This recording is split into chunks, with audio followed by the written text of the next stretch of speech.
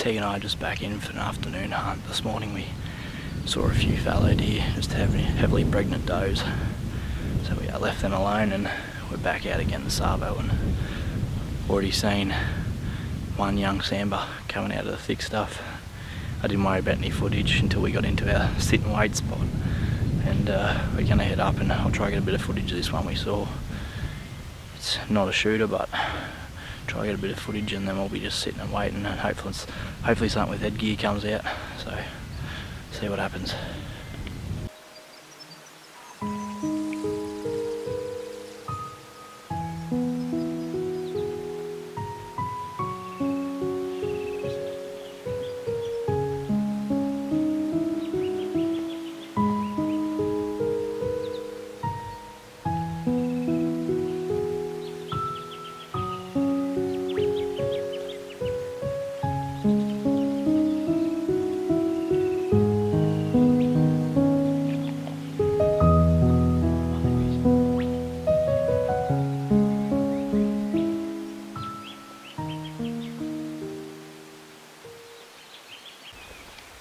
There's a stag on the opposite face here, and I just can't get a real good shoot into film. He's not real big. I'm actually hoping to see the other one Tegan saw. I was glassing the gully over and she whistled me over and said that she tends to see 2 deer, so yeah, we got a little bit of footage of that stag you would have just seen, but I haven't got eyes on the other one, so I'm just sort of holding off a bit. Probably got about half hour light left, so fingers crossed.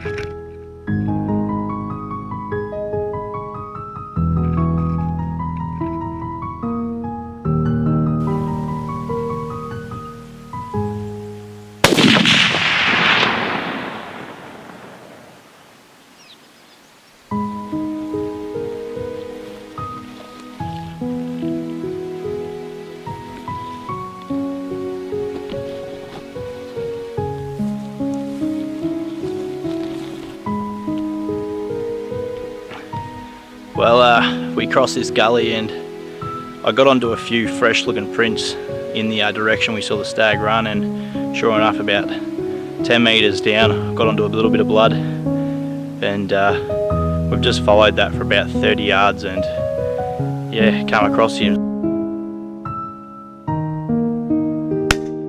So 404 yard shot, and yeah, he's probably gone maybe 150 yards. It's a big bodied stag, and as a lot of you will know, it's quite common to have mongrel headed stags be some of the biggest bodies you'll find, and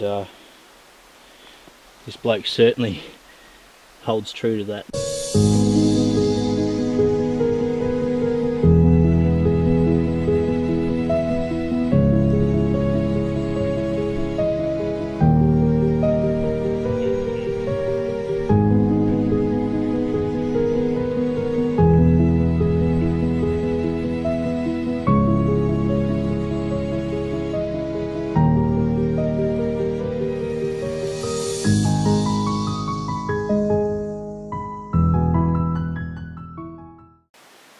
The bullet has entered high up behind his front leg and basically pushed through his offside shoulder, and just excuse the lighting here for a sec.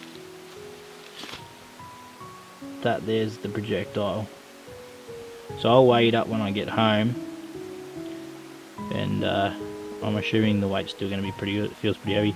I think a couple of the petals have snapped off as it's gone through the bone, but that's a tremendous effort for a 404 yard shot to go through